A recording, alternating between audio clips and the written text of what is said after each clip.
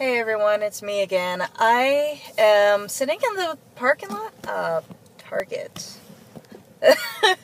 I was allowed to get out of the house and do some returns, and I thought maybe I could do a quick tarot video. I'm out of the house.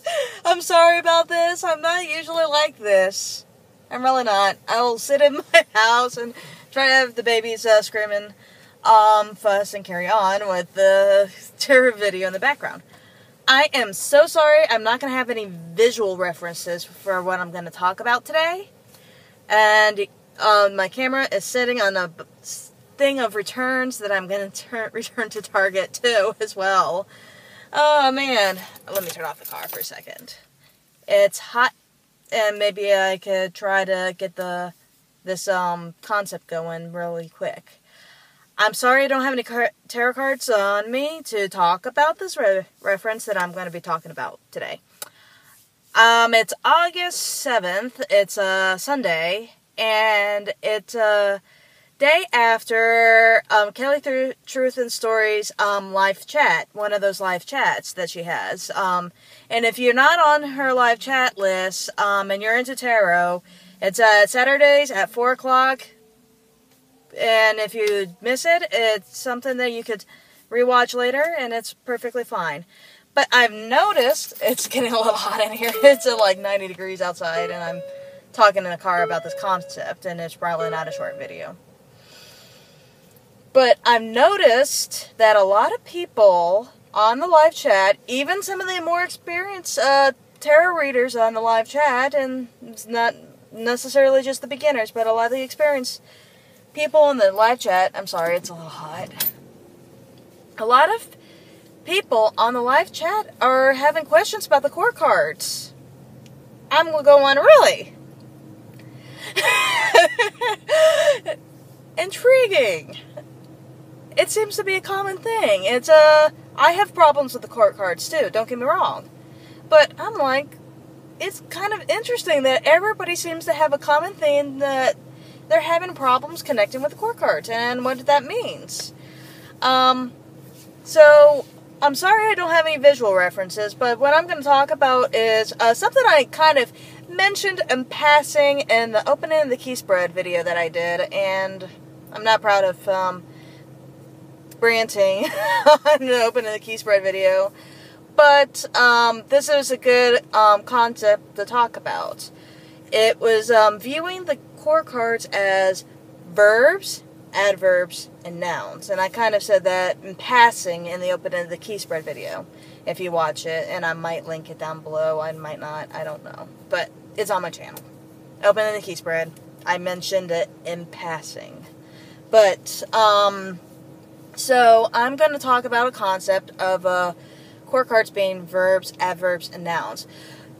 And if you're not from the United States and you're still not very good with English, a noun is a person, a place, or a thing. And so we're used to seeing the court cards as a person. We don't, what I'm kind of talking, court cards are really not a place, so we're going to throw that one out the window. But we're going to view the court cards as a person or a thing. Yeah, I guess even then, court cards are not really considered things. So I'm going to throw that idea out the window too. So, really, court cards we are very familiar with nouns as far as a person goes then. Because court cards we see as people. And I think this is where we have the hardest times reading with the court cards when we see it come up in our tarot readings. We put a face on it, and it completely, we associate it wanting to be a person. There you go. And then that's the problem we have with court cards, is that we automatically want to associate a court card with a person. And so, but we need to also think of court cards as being adjectives and verbs. And how do we view court cards as adjectives and verbs? And we all, if you're a little bit more of an advanced reader, you will know that I don't have the tarot cards in front of me, but we know that the swords is air, cups is water, fires, wands, and I'm missing something. Oh, pentacles is earth. There you go. And if you're more of an advanced reader, you know that you can look at the core cards as a beginning of let's take the wands card for an example. A beginning of energy. The knights is like the irrational energy, and the queen cards is more of like a maternal energy, and basically you see where I'm going, and then the ultimate energy would be the king card, or paternal energy would be the king card, and that's kind of more human still, association. And you're still kind of putting a human association on that. But when you think of it as energy instead of a human association, you're saying a beginning, irrationality, which is the knights, kind of a putting it together, which is the queens, and the kings is the 10, or the universe, or the... I'm trying to think of visual references in my head as I'm talking to you, I'm sorry. But you've got the king is like the completion. He's the completion of the court cards. So you got to view the page as the beginning of the court cards, and you got to view the king as the end of the court cards. So then when you think of the pages being beginning and the knight is becoming end, then you got the wishy-washy ones in between, which is the knights and the queens. And you're like, Evelyn, Evie. My name came out. It's alright. I'm not going to redo this video. I'm just going to roll with it. Evie. Then what is knights and what is queen? Well, knights is easy. Knights is an irrational energy. And queens is more getting the idea of the energy. Basically, it's the idea of that energy progressing, and then the knights is like the irrational energy. And when you think of it this way, you think of let's take somebody jumping in the pool. You got the page. He's the idea of wanting to jump into the pool. Then he jumps in the pool. That's the knight card. And he's treading water, and he's not really swimming very well. That's the knight card. He's kind of treading water and says, maybe this is a bad idea. Knight. And the queen card would be, okay, he's finally treading water, he's finally swimming on the other side, and then the king is finally reaching to the other side of the pool. So think of the core cards as jumping in the pool. The beginning. The center is the kind of treading water, not really swimming yet. And the queen card is swimming, and then you got the king, which is at the end of the pool.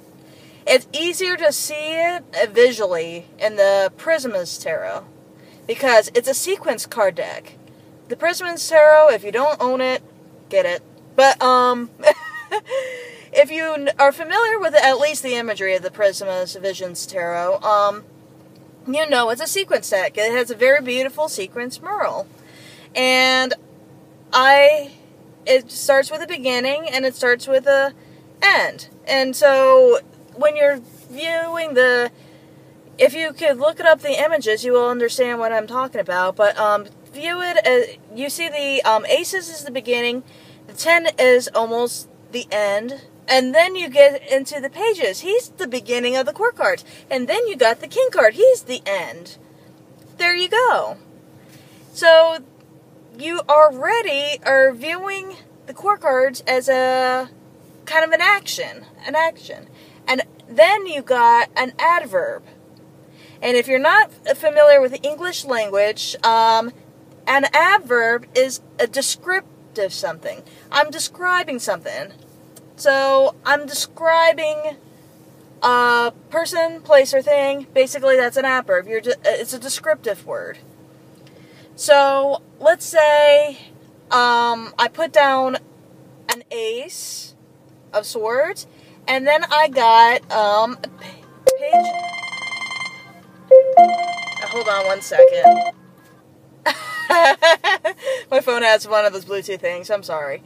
But, let's view it as an adverb. You got the ace down first. Ace of swords. Let's run with the ace of swords down first. And then you got a page of fires right on top of it. And you're going, is this a person? Is it an action? No, in this case, it would be an adverb because it's describing the card beneath it. That's how I read with the tarot, but I don't know how other people read with the tarot. But all of a sudden, that page that's on top of the ace of swords is an adverb. It's describing the ace of swords. It's a descriptive card. It's describing what that ace of swords is. So, for an example, it's swords, is a thought, or ace is like a beginning of a thought, or a beginning of an action of thought, conflicts, and things like that. And then you got the page of wands, and you're like, is that a person, place, or thing? No, it's describing that it is an energetic thought. See? Start viewing the court cards as person, places, or more like person, people. This is outside of the people card, I meant. People, adverbs, and verbs. Noun, adverbs, and verbs. There you go. And then you ask me, okay, I get your concept.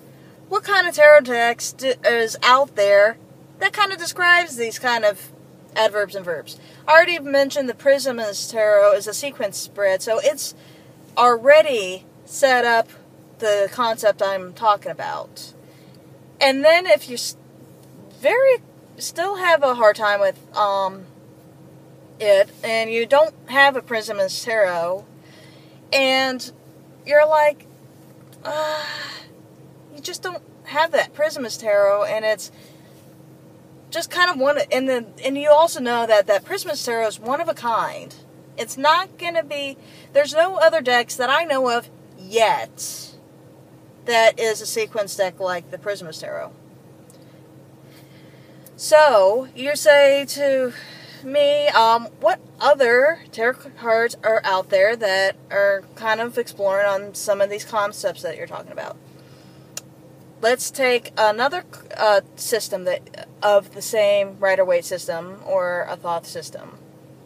And I'm not going to talk about the Thoth today because that will get into a whole glazing overlook for everybody, especially without visual references.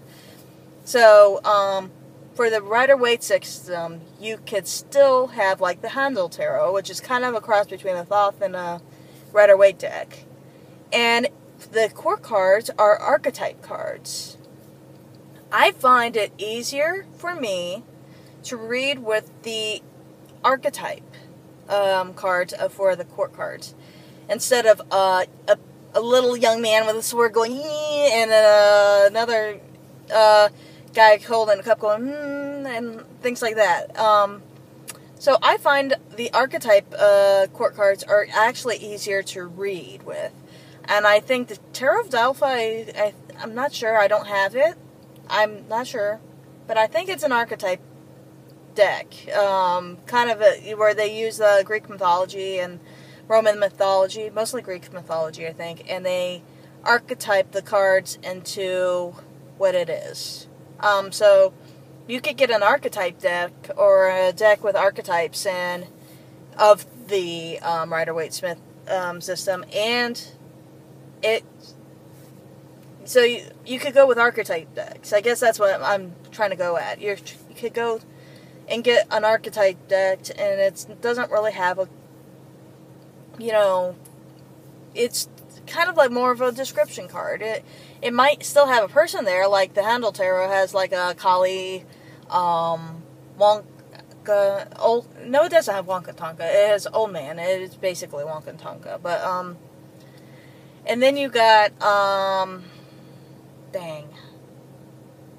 and like Brishma, I think that's the name. I just forgot the names of some of the gods and goddesses in that deck. Osiris being one, and Horus being another one, I believe. And so you got these archetypes, and it's describing the court cards. So you already got some court cards right off the bat being descriptive. So there you go.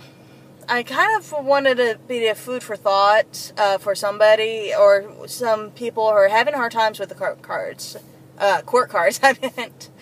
So, kind of run with it and see how it goes with you. You could practice it with flashcards. And you could write on flashcards like an adverb and what the Queen of Wands is as an adverb, what the Queen of Wands is as a verb, what the Queen of Wands is as a noun. And most of the times when we read tarot, nouns are going to be the people, because court cards are almost strictly people cards. And that's why I say strictly people cards, because that's the whole point of my video, is describing something that is, the court cards is not people cards. And I hope I'm making sense. It's not making sense without a visual reference. I'm sorry. I really am. I don't have the twins on me, so I can talk about it in the car while they let me out of the house, so to speak. So, I hope you forgive me. I gotta run to Target and return some things and go back home before they find out that I made a half an hour long video and went over my time. So, you all have a good one, and I hope to see you soon.